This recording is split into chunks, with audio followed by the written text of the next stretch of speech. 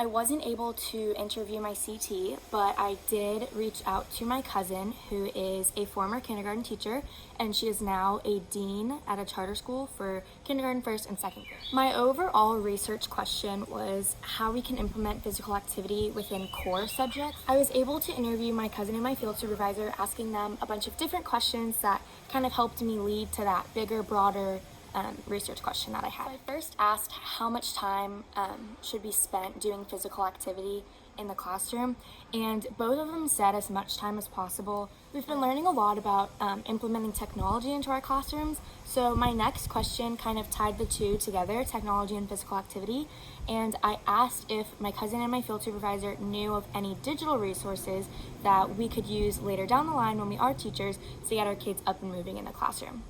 My cousin suggested GoNoodle, which is something that my CT does use, so I definitely like GoNoodle because there are so many activities you can choose from. There's just fun songs that your kids can just dance to. There's also workout ones, so my kids in my field placement did this Frozen one, and the different Frozen characters would pop up on the screen, and each one was assigned a movement. So when you saw Elsa, for example, you would jump up and down. While I think implementing technology into classrooms is a great thing, we have to be aware that not all schools are going to have access to giant TV screens. So I next asked my cousin and my field supervisor if they knew of any resources or any ways that we as teachers could implement physical activity in the classroom without using technology. So my cousin suggested things such as scavenger hunts, jumping out sounds, songs, and dances that incorporate movement.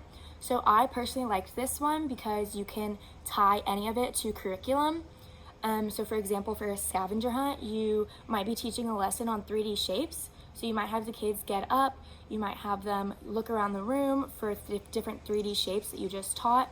My field supervisor said centers is a big one. So for example, using big blocks for the kids to have to build, have to carry over to a center or a table or just an area on the rug where they can build. I like the idea of using bigger blocks rather than smaller blocks because the smaller blocks will focus on their fine motor skills, which they already do a lot of when cutting and writing and drawing. Other ideas that I came up with on my own were dramatic play centers. So for example, the kids having a dress-up center or a kitchen center where they can act things out, act out cooking, act out a home scene, things like that. I also noticed in my field placement that my kids had really big puzzles. So it doesn't mean that the puzzles had a lot of pieces. It meant that the actual physical puzzle pieces were big.